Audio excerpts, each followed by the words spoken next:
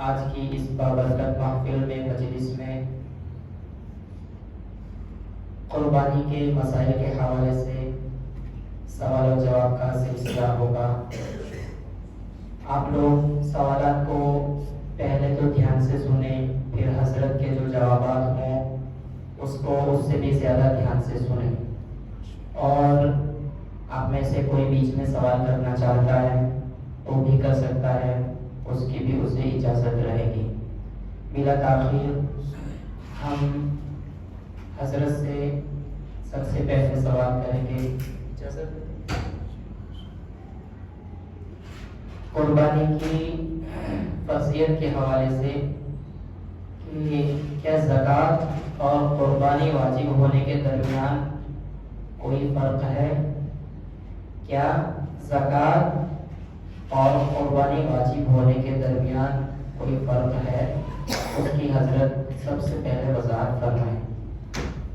بسم اللہ الرحمن الرحیم، الحمد للہ رب العالمین، والصلاة والسلام علی سید الانبیاء والمرسلین۔ سوال جو کیا گیا ہے کہ قربانی اور زکوٰۃ کے واجب ہونے کے درمیان کوئی فرق ہے یا نہیں، یہ سوال کافی اہم ہے، اس لیے کہ ہمارے معاشرے میں کچھ لوگ ایسے ہیں جو یہ ذہن رکھتے ہیں کہ جس پر زکوٰۃ واجب ہے اسی پر قربانی واجب رہے گی۔ حالانکہ شریعت کے اعتبار سے اگر آپ دیکھنے جائیں تو زکوٰۃ اور قربانی کے واجب ہونے کے درمیان بہت بڑا فرق ہے۔ چنانچہ میں آپ کو آسان الفاظ میں سمجھانے کی کوشش کروں تو زکوٰۃ کے بارے میں یہ ذہن میں بٹھا لیں کہ زکوٰۃ صرف 3 طرح کے مال پر دینا ضروری ہوتا ہے۔ نمبر 1، سونا چاندی، روپے پیسے، کسی بھی ملک کی کرنسی۔ نمبر 2، تجارت اور کاروبار کا سامان۔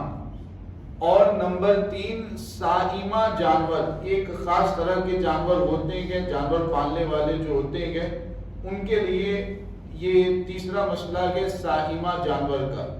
تو یہ 3 چیزیں آپ کو ذہن میں رکھنی ہے کہ زکوٰۃ صرف ان 3 طرح کے مال ہی پر دینا ضروری ہوتا ہے، سونا چاندی، روپے پیسے، کرنسی۔ نمبر 2، مال تجارت، کاروبار کوئی بھی آپ کرتے ہیں اس کا سامان۔ نمبر 3، سائمہ جانور۔ اس کے علاوہ زکوٰۃ کسی اور مال پر دینا ضروری نہیں ہوتا، جبکہ قربانی کا مسئلہ یہ ہے کہ آپ کی ملکیت میں حاجت اصلیہ سے زائد جو بھی چیز ہے، حاجت اصلیہ کے علاوہ جو بھی چیز آپ کی ملکیت میں ہے، قربانی کے نصاب میں اس کا شمار کیا جائے گا۔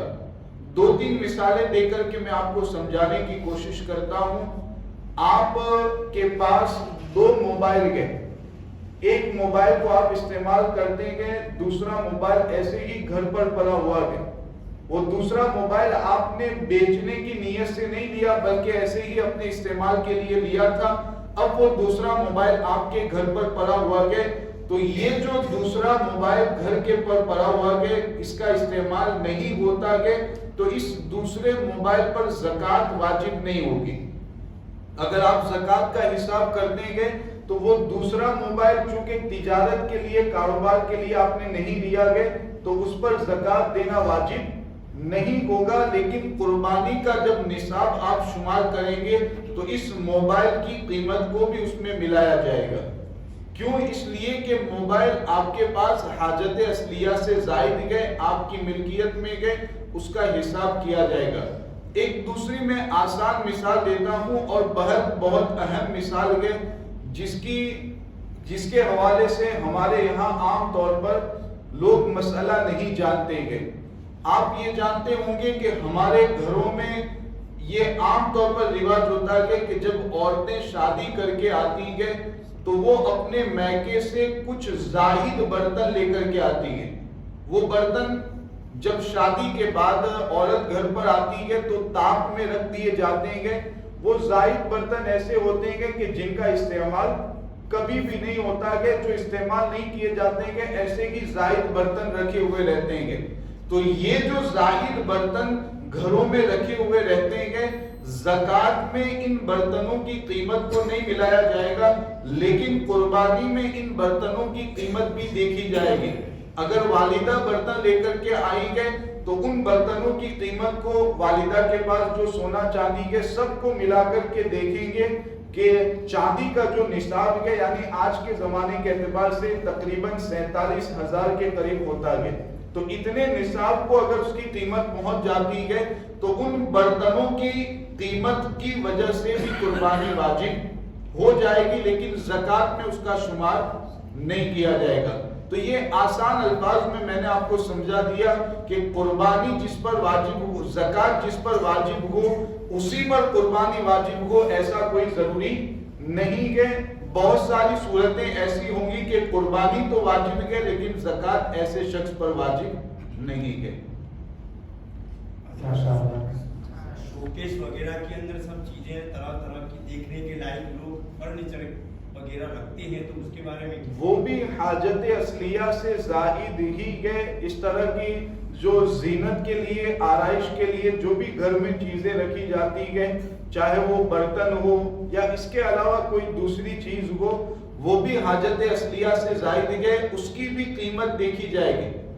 جو شخص ان برتنوں کا، ان زینت والی چیزوں کا مالک ہے، قیمت دیکھ کر کے اگر وہ نصاب کے برابر پہنچتی ہے یا دوسری چیزوں کے ساتھ ملا کر کے نصاب ہو جاتا ہے تو اس پر بھی قربانی واجب ہوگی. تو ان چیزوں کی قیمت بھی قربانی کے نصاب میں شمار کی جائے گی.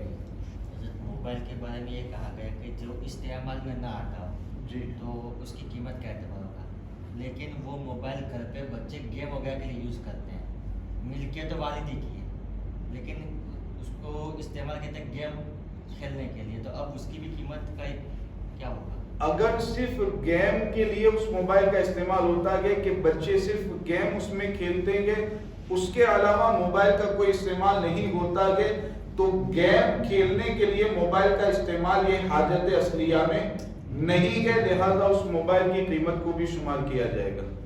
اور اگر کوئی دوسرا ضروری کام اس میں ہوتا ہو، جیسے مثال کے طور پر بچے اپنی تعلیم اس میں حاصل کرتے ہیں، ابھی آن لائن تعلیم ہو رہی ہے تو بہت سارے مقامات پر یہ ہوتا ہے کہ 2 موبائل کے، ایک موبائل بچے کو دے دیا گیا ہے، اب وہ اپنی تعلیم کے لیے اس کا استعمال کرتا ہے تو اب یہ حاجت اصلیہ میں اس کا شمار ہوگا.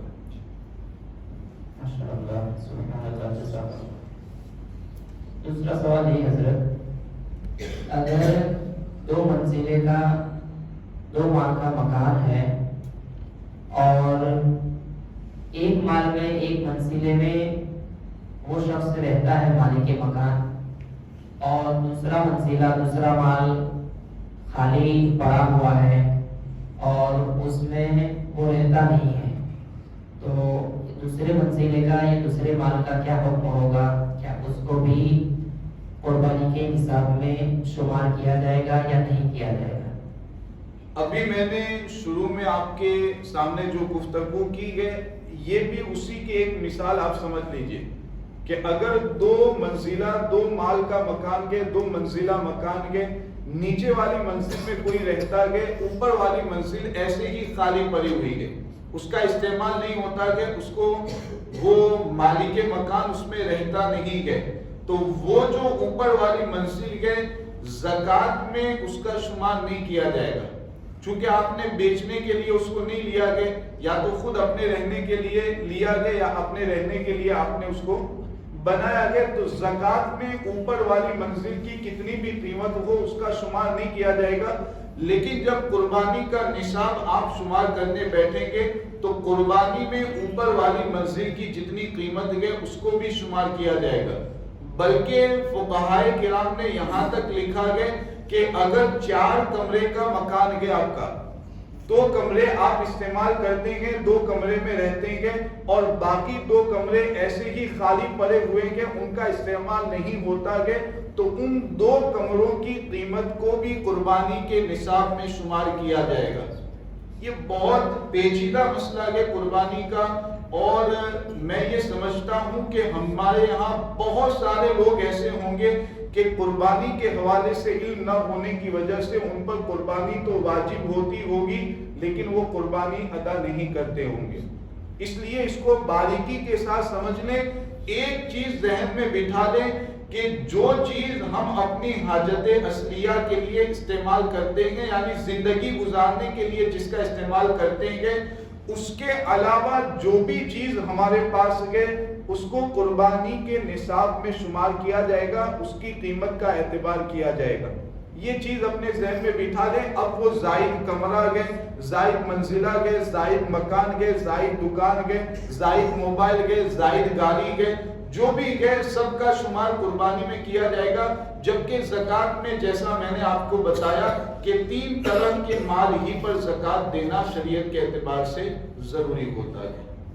اگر وہ مکان کرائے پر دے, اوپر جو منزل جس پر قربانی میں حساب میں شمار ہو, اگر کسی کو کرائے پہ دیا ہے تو پھر اس کے بارے میں کیا ہوگا؟ اگر کرائے پر مکان دیتے ہیں یا دکان دیتے ہیں تو اب اس میں اس مکان اور دکان کی قیمت نہیں دیکھی جائے گی بلکہ اس سے جو کرایہ مل رہا ہے اس کرائے میں سے جو بھی پیسے قربانی کے 3 دنوں میں آپ کے پاس بچتے ہیں. قربانی کے 3 دن کون کون سے ہیں؟ 10ویں ذی الحجہ, 11 اور 12. یہ 3 دن اور بیچ میں جو 2 راتیں ہیں, 10 کے بعد کی رات اور 11 کے بعد کی رات, تو یہ 3 دن اور 2 راتیں یہ قربانی کا وقت ہے. اتنے وقت میں وہ جو کرایہ آپ نے وصول کیا ہے اس میں سے جو بھی رقم بچے اس کو ملائیں گے. اس کے علاوہ آپ کے پاس جو زائد پیسے گئے اس کو ملائیں گے. جو بھی سامان تجارت کے سب کو ملا کر کے دیکھیں گے 47,000 کے قریب اگر رقم پہنچ جاتی ہے, 46,000 47,000 کے قریب, تو آپ پر قربانی لازم ہو جائے گی. یعنی خالی پڑا ہے تو قربانی میں اس کو شمار کیا پوری جائے گا. قیمت دیکھی جائے گی, اور اگر کرائے پر دیا گیا تو جو کرایہ آتا ہے اس میں سے جو بچتا ہے قربانی کے 3 دنوں میں اس کو شمار کیا جائے گا. اگر صرف 47,000 ہی کسی کے پاس ہے, اس سے زائد پیسے نہیں, تو اس سے قربانی کرے گا یا اپنے خرچ میں لائے گا؟ اب وہ 47,000 زائد اگر اس کے پاس پڑے ہوئے ہیں, اگر زائد پڑے ہوئے ہیں تو پھر تو اس پر قربانی کرنا واجب ہوگا.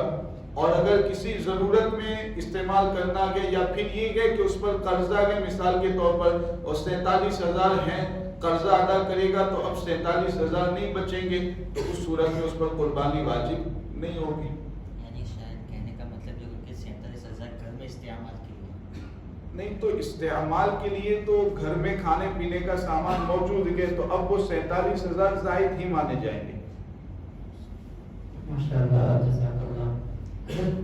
گھر والا جو منزلے والا مسئلہ بتایا اس میں ایک وضاحت ہو جاتی تو اچھا رہتا کہ دوسرے منزلے میں گھر کا سامان رکھا ہوا ہے, جیسے برتن ہو گئے یا اگر کوئی کھیتی والا ہے تو کھیتی کا ضروری سامان رکھا ہوا ہے, تو ایسی صورت میں دوسرے منزلے کو استعمال میں مانیں گے یا نہیں مانیں گے؟ اب وہ استعمال ہی میں مانا جائے گا. گھر کا سامان آپ نے رکھا گیا تو استعمال ہی میں مانیں گے, اب اس کی قیمت کا شمار نہیں ہوگا. ماشاءاللہ, جزاک اللہ. قربانی کے جانور کے حوالے سے ایک سوال ہے کہ جانور کی عمر کتنی ہونی چاہیے؟ بکرا ہے یا بھینس ہے یا اور کوئی جانور ہے تو اس کی عمر کتنی ہونی چاہیے؟ قربانی کے جانور کے حوالے سے صراحتاً احادیث طیبہ میں عمر بتائی گئی ہے. چنانچہ اونٹ جو سب سے بڑا جانور اونٹ جس کی قربانی کی اجازت ہے تو اس کی عمر 5 سال بتائی گئی ہے کہ 5 سال کم سے کم ضروری ہے. اس سے کم کا اگر کوئی اونٹ ہے اس کی قربانی کرنا جائز نہیں ہوگا. اب اس کے بعد دوسرے نمبر پر بھینس گئے, پارا گئے یا اس طرح کے جو بڑے جانور جس کو کہے جاتے ہیں, تو ایسے جانور میں شریعت کے اعتبار سے 2 سال کی عمر مقرر کی گئی ہے. 2 سال سے اگر کم کا گئے تو ایسے جانور کی قربانی کی اجازت نہیں رہے گی. اور اس سے جو چھوٹا جانور ہوتا ہے بکرا گئے, بکری گئے, مینڈا گئے وغیرہ, تو اس کے حوالے سے 1 سال کی عمر بتائی گئی ہے. 1 سال سے اگر کم کا گئے تو اس کی قربانی کرنا شرعاً جائز نہیں ہوگا.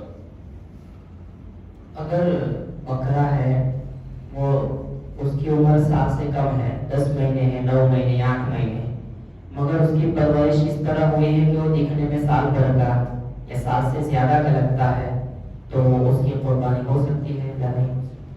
اب یہ ایک غلط فہمی ہمارے یہاں پر بعض مسلمان بھائیوں میں، مسلمان بہنوں میں پائی جاتی ہے۔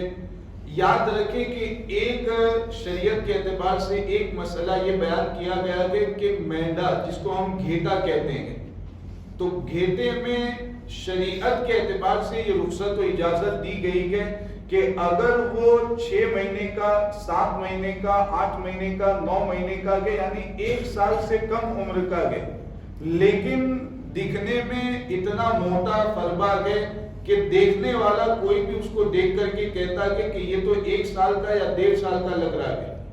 1 سال کا تصور کرتے ہیں کہ دیکھنے والے اس کو 1 سال کا سمجھتے ہیں، اور ہر کوئی اس کو وہی سمجھتا ہے کہ اتنا اچھا جسم والا ہے، اتنا موٹا ہے، تو یہ تو 1 سال کا، 1.25 سال کا لگ رہا ہے۔ تو اس صورت میں صرف شریعت نے یہاں پر اجازت دی ہے کہ اگر سے 1 سال کا، 1 سال سے کم کا ہو گئے، لیکن اس میں شرعاً اس کی قربانی کرنے کی اجازت ہے، وہ صرف اسی ایک جانور میں ہے، یہ جو گھیٹا ہم کہتے ہیں اسی میں اجازت ہے۔ اس کے علاوہ بعض لوگ یہ سمجھتے ہیں کہ بکرا اور بکری میں بھی یہ مسئلہ رہے گا کہ اگر 6-7 مہینے کا بکرا ہے، دکھنے میں 1 سال کا لگتا ہے تو اس کی بھی قربانی کی اجازت رہے گی، ایسا ہرگز نہیں ہے۔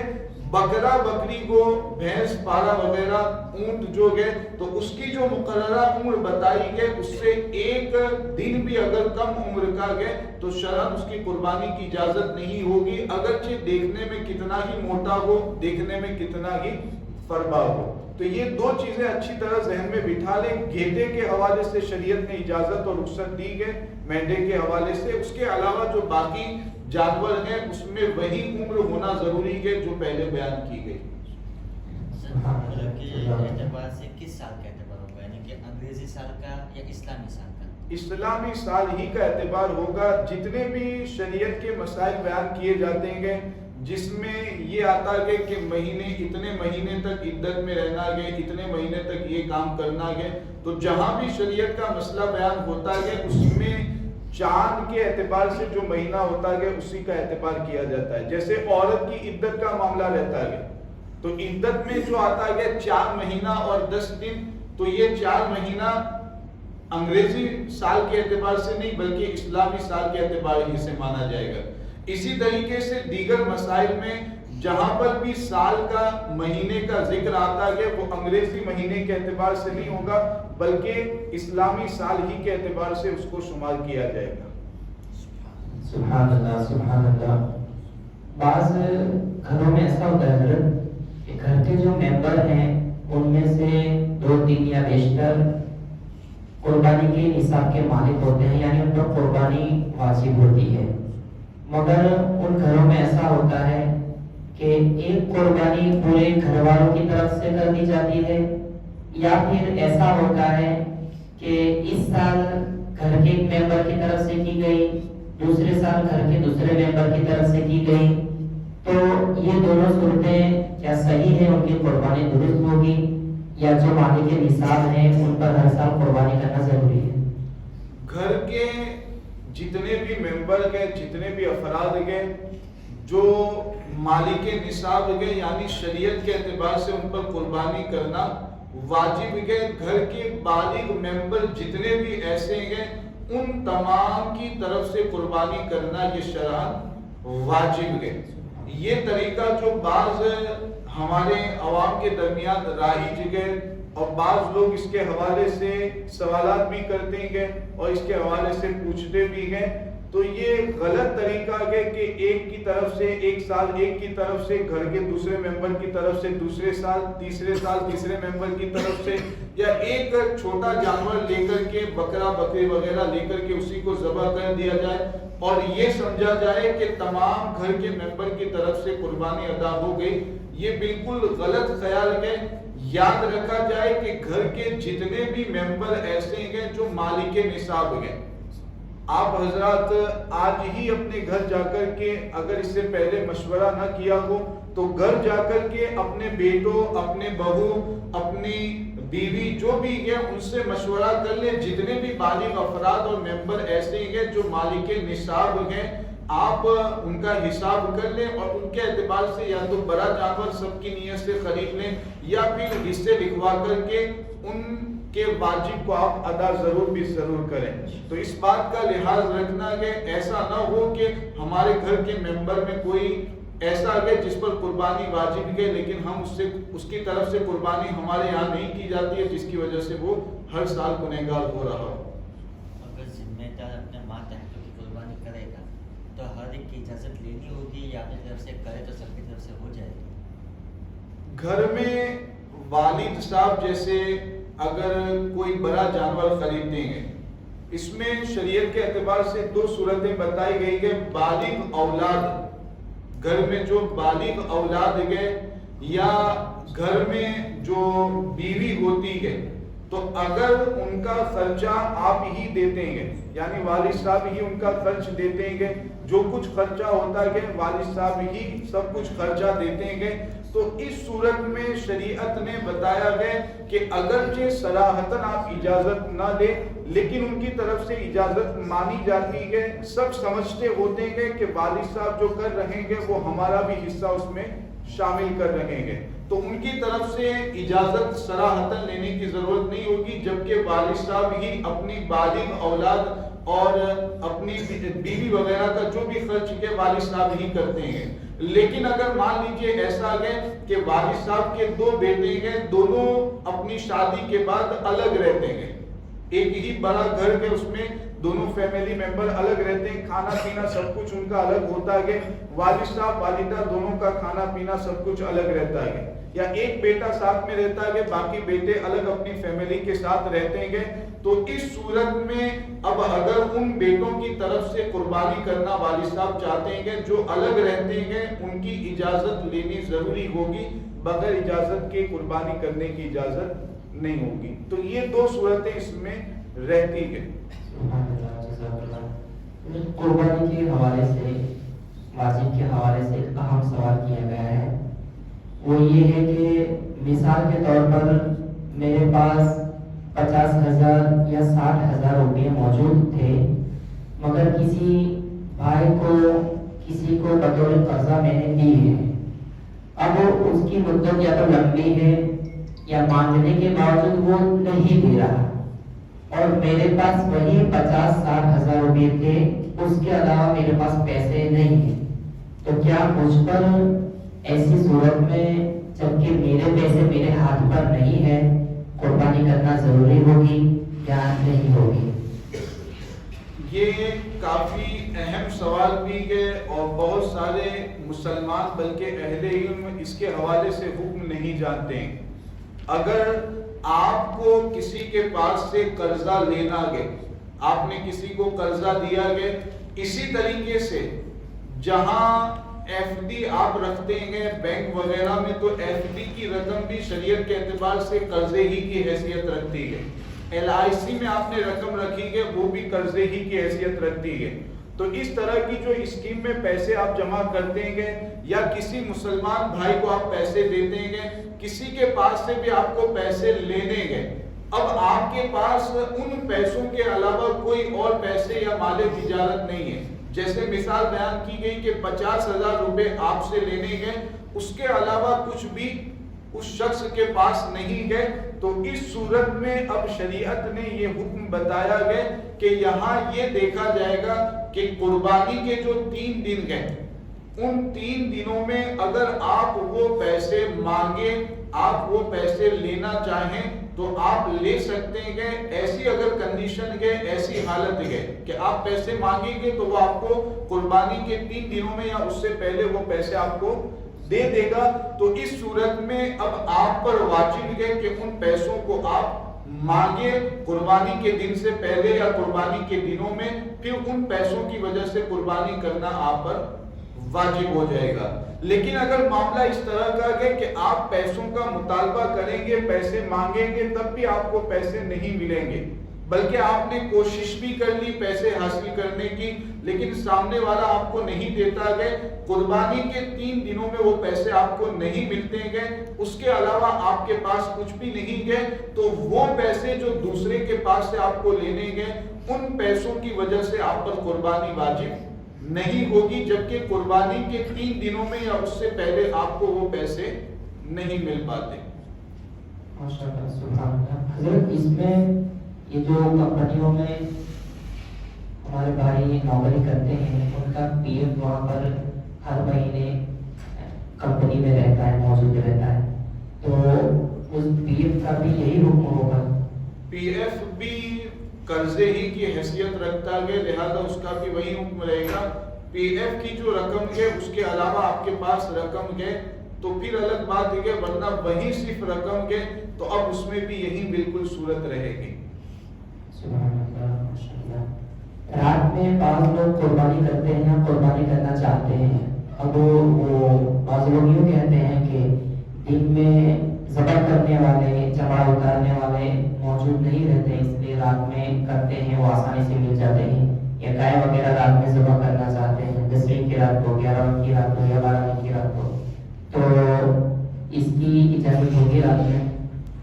شریعت کے اعتبار سے جو میں نے آپ کو بتایا کہ 2 راتیں قربانی کے دنوں میں شامل گئے، 10 کے بعد جو رات گئے اور 11 کے بعد جو رات گئے، تو ان 2 راتوں میں قربانی کرنا بالکل جائز ہے، شریعت کے اعتبار سے اس میں کوئی ممانعت نہیں ہے۔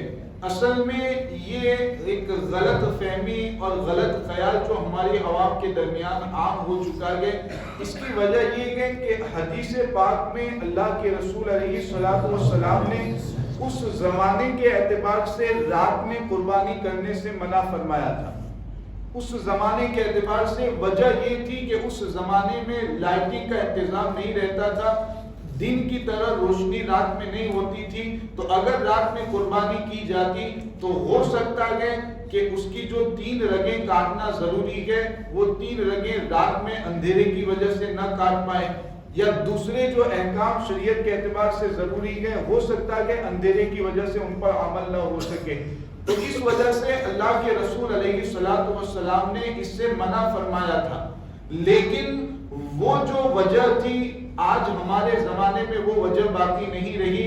آپ دیکھ رہے ہیں یہاں پر مسجد میں ہم بیٹھے ہیں، لائٹ کا انتظام ہے تو بالکل دن کی طرح روشنی موجود ہے، آپ بالکل اچھی طرح جانور کو ذبح کرنا چاہیں، تمام احکام شریعت پر عمل کرتے ہوئے جانور کی قربانی کرنا چاہیں، آرام سے بالکل کر سکتے ہیں، کوئی پریشانی آپ کو نہیں ہوگی۔ اس لیے ہمارے فقہا نے یہ فرمایا کہ آج کے زمانے کے اعتبار سے اگر رات میں بھی قربانی کی جائے کوئی کراہت نہیں ہے، کوئی ممانعت نہیں ہے، بالکل قربانی کر سکتے ہیں، قربانی بھی صحیح ہوگی اور واجب بھی ادا ہو جائے گا۔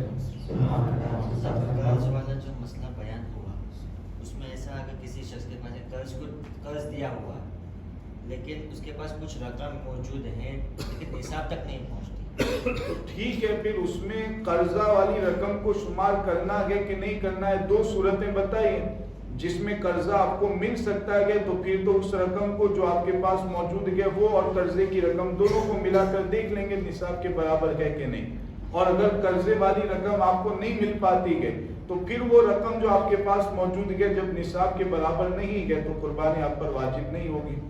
فی الحال قبضہ ہونا ضروری ہے نصاب کے لیے؟ قبضہ ہونا ضروری نہیں ہے، وہ پیسے آپ کو مل سکتے ہیں کہ نہیں، یہ ہے غالب گمان کے مل سکتے ہیں تو مانگنا ضروری ہوگا اور مانگ کر کے پھر قربانی کرنا اس پر واجب ہوگا۔ سبحان اللہ۔ یہ قرض کے حوالے سے ایک سوال ہے کہ کسی سے قرض لے کر کے گاڑی لیا ہے، بائک ہے یا کار ہے، اور ابھی قرض باقی ہے، اس کو پیسے واپس کرنے ہیں، اس کے علاوہ اس پر دوسرا قرض نہیں ہے، تو نصاب میں قربانی کے اس قرض کو مائنس کریں گے یا نہیں کریں گے، اس پر قربانی واجب ہوگی یا نہیں ہوگی؟ اس میں سوال یہ اکثر یہ پوچھا جاتا ہے کہ یہ لون کا جو سسٹم رہتا ہے کہ گاڑی خریدتے ہیں، گھر خریدتے ہیں، لون لیتے ہیں، قرضہ لیتے ہیں، تو اس میں سسٹم یہ رہتا ہے کہ ہر سال کے اعتبار سے آپ کو انسٹالمنٹ بھرنی رہتی ہے. جیسے مان لیجئے کہ 5 لاکھ کا آپ نے قرضہ لیا گیا تو ہر سال مثال کے طور پر 50,000 روپے آپ کو بھرنے گئے. اس طریقے سے 10 سال میں وہ 5 لاکھ روپے آپ کو ادا کرنے گئے. تو ہر سال کی انسٹالمنٹ رہتی ہے 50,000. اب سوال اکثر یہ پوچھا جاتا ہے کہ قربانی میں اور زکوٰۃ دونوں میں قرض کو مائنس کیا جاتا ہے. کہ یہ تو ہر کوئی جانتا ہے کہ جتنا قرضہ ہے وہ اور آپ کے پاس جو بھی پیسہ مال تجارت وغیرہ کے دونوں ملائیں گے پھر قرضے کو مائنس کیا جائے گا. تو یہ مسئلہ تو ہر کوئی جانتا ہے لیکن سوال یہ پیدا ہوتا ہے کہ اکثر کہ وہ قرضہ مائنس کرنا ہے تو انسٹالمنٹ جو 1 سال کی بھرنی ہے صرف اتنا ہی مائنس کریں گے یا ابھی اس کے بعد جتنے بھی پیسے بھرنا باقی ہے وہ پورے پیسے ملا کر سب انسٹالمنٹ اور جب سب لون جو باقی ہے وہ مائنس کیا جائے گا. یہ اکثر سوال ہوتا ہے. جیسے 5 لاکھ میں سے 2 لاکھ تو آپ نے جمع کر لیے, ابھی 3 لاکھ لون بھرنا باقی ہے.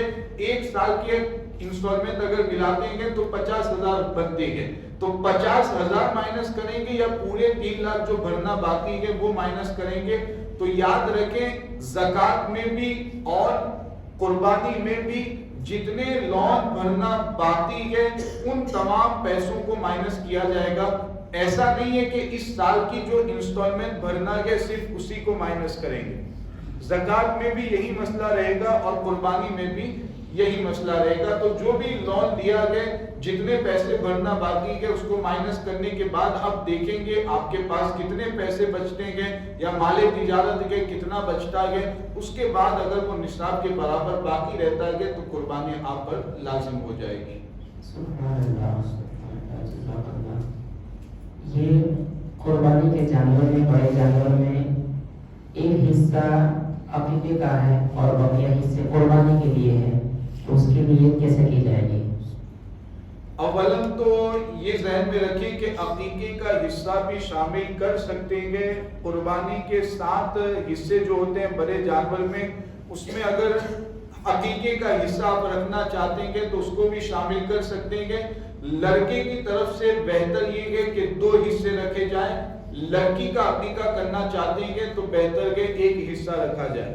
تو یہ بہتر ہے اگر لڑکے کی طرف سے بھی 1 حصہ رکھتے ہیں تب بھی سنت ادا ہو جائے گی. تو عقیقے کا حصہ بھی شامل کر سکتے ہیں. اب مسئلہ یہ رہا کہ نیت کیسے کریں.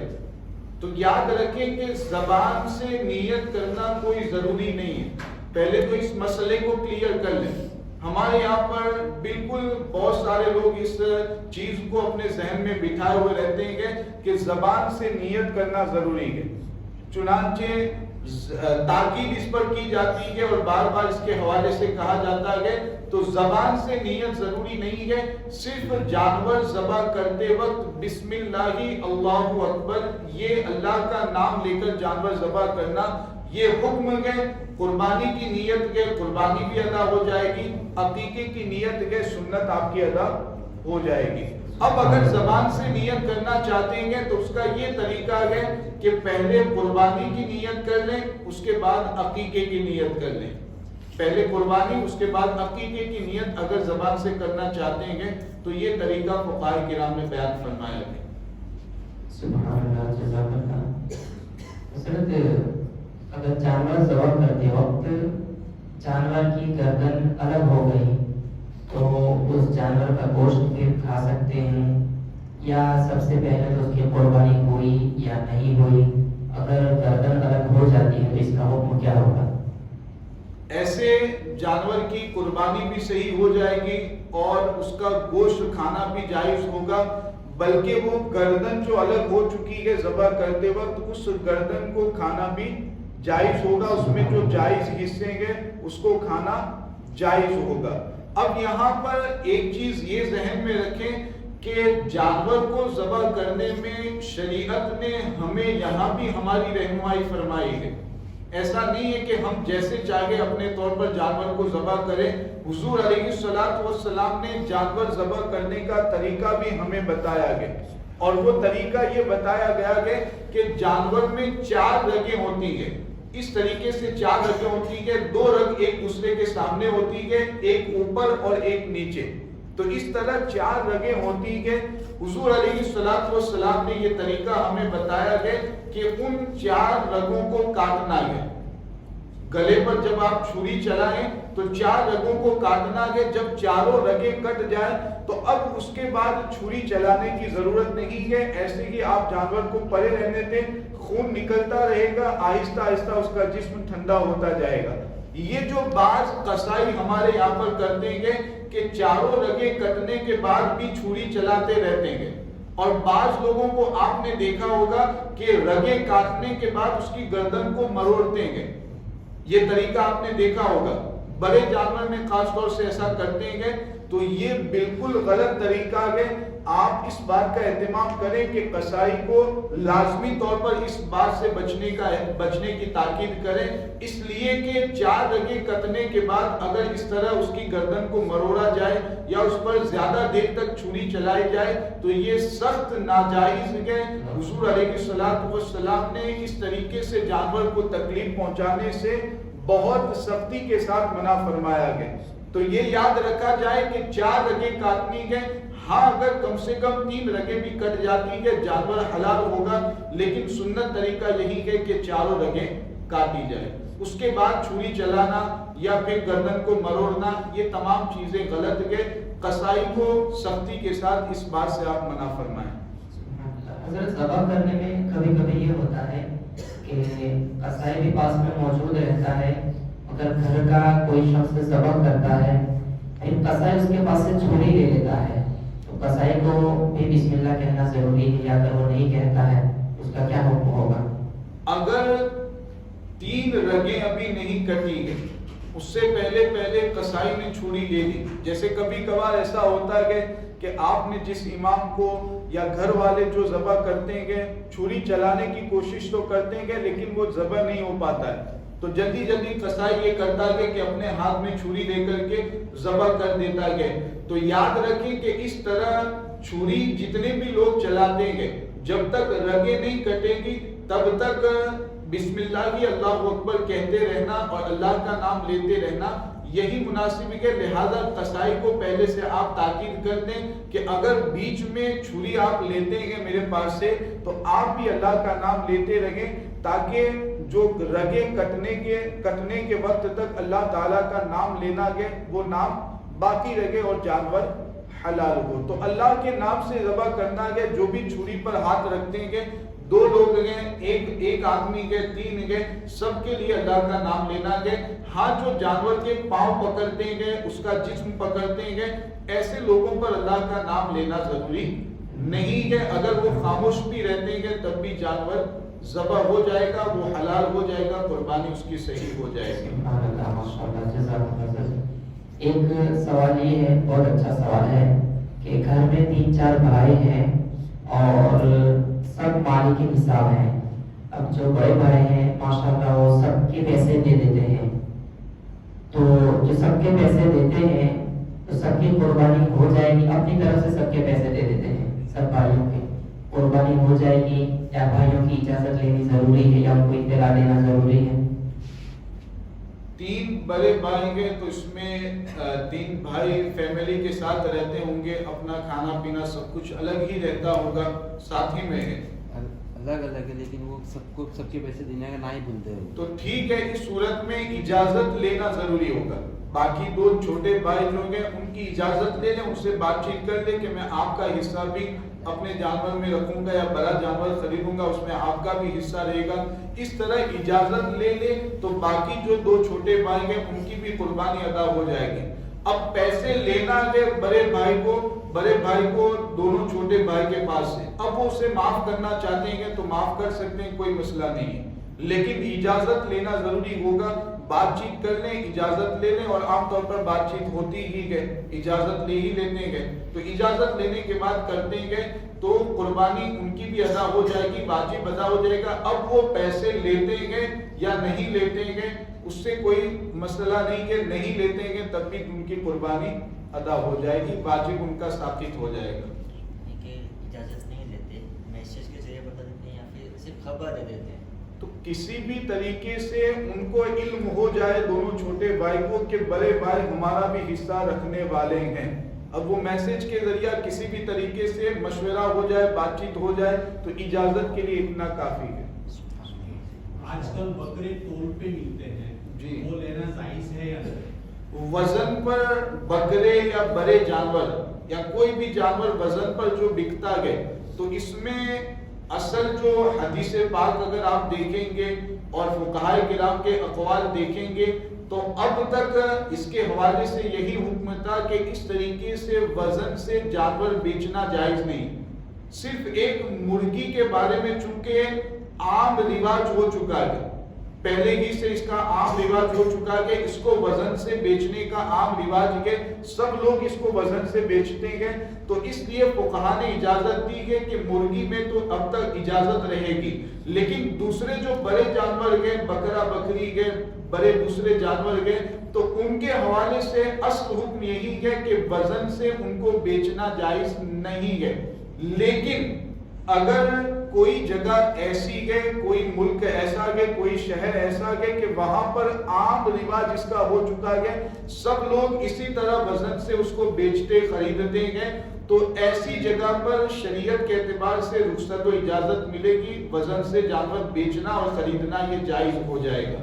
لیکن ہمارے یہاں پر ابھی ایسا نہیں ہے، کچھ مقامات پر کچھ جگہوں پر وزن سے بیچتے ہیں بیچنے والے، ورنہ تو آپ اگر بغیر وزن کے ایسے بھی جانور خریدنا چاہیں تو بآسانی آپ کو مل جاتے ہیں۔ تو ہمارے یہاں پر حکم یہی رہے گا کہ آپ وزن سے نہ خریدیں، بلکہ عام طریقہ جو اس کا پہلے سے چلا آ رہا ہے اسی طریقے کے مطابق جانور کو خریدیں۔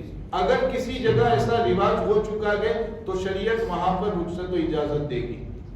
ماشاءاللہ، سبحان اللہ۔ حضرت ایک سوال آن لائن کارڈ بنایا ہے، ایک بھائی ہے وہ موٹر ریپیئرنگ، پنکھا فین ریپیئرنگ کا کام کرتے ہیں، تو اس میں سے کاپر نکلتا ہے، اور جو کاپر نکلتا ہے وہ سائڈ پہ ان کے پاس رکھا ہوا ہے، 30 یا 25-30 ہزار کا غالباً ہوگا، اس کی قیمت آگے پیچھے ہوتی رہتی ہے، تو قربانی کے نصاب میں اس کاپر کا بھی شمار ہوگا یا نہیں ہوگا؟ وہ بنگال کے طور پر رکھا ہوا ہے، یعنی انہی کی ملکیت کا وہ رہتا ہے، وہی مالک رہتے ہیں۔ جی انہی کی ملکیت ہے، تو اب اس کا بھی شمار ہوگا، اس کی بھی جتنی قیمت ہوگی وہ بھی دیکھیں گے، باقی جو کچھ ان کے پاس ہے اس کو بھی ملایا جائے گا، چونکہ وہ اس میں بعد میں وہ اس کو بیچ کر کے اس کی رقم ہی حاصل کرتے ہوں گے، یہی طریقہ رہتا ہوگا، تو اگر اس طرح کا معاملہ ہے تو اس کی قیمت کو بھی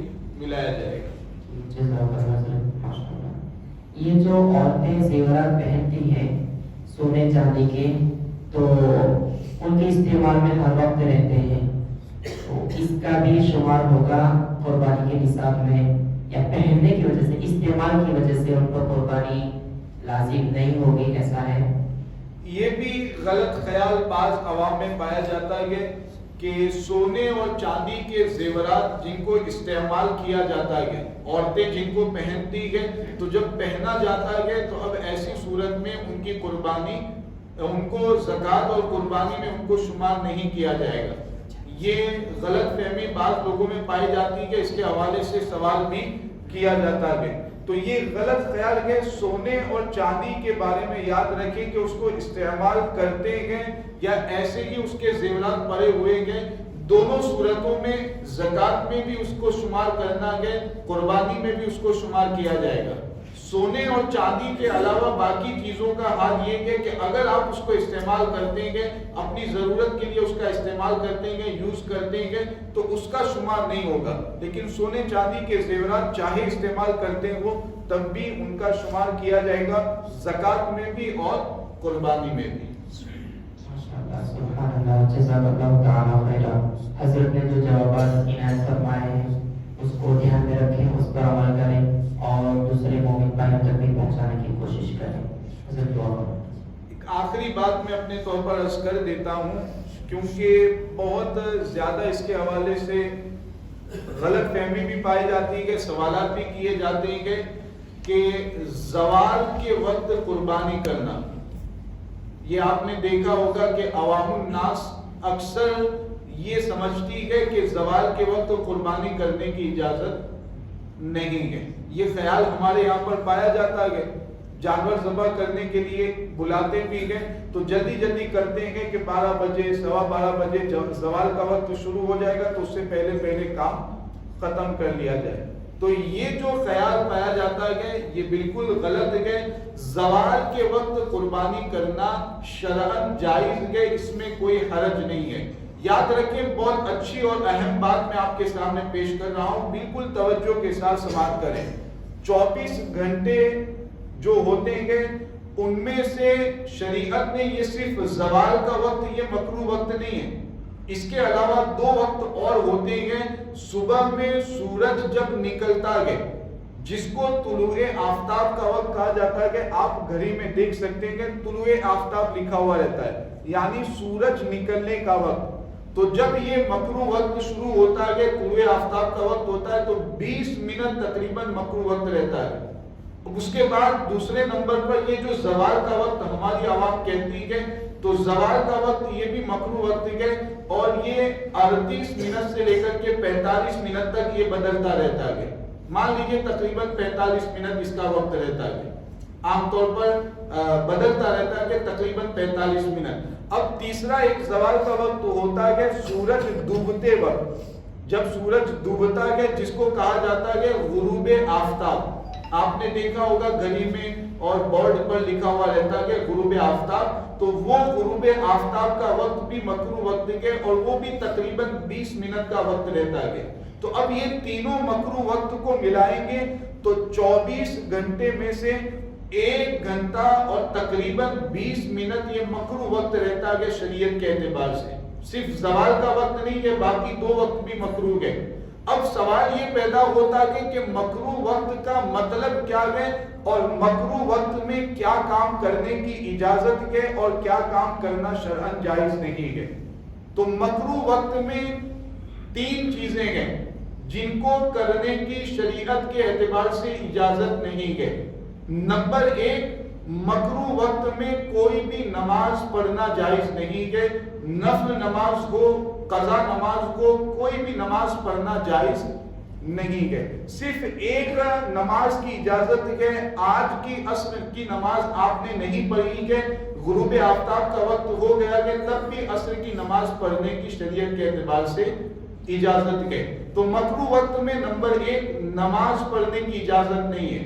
نمبر 2, سجدے والی جو عبادت ہوتی ہے, جیسے آیت سجدہ پڑھتے ہیں, سجدے تلاوت کرتے ہیں, ایسے ہی شکریہ کے طور پر سجدہ کرتے ہیں جس کو سجدہ شکر کہا جاتا ہے.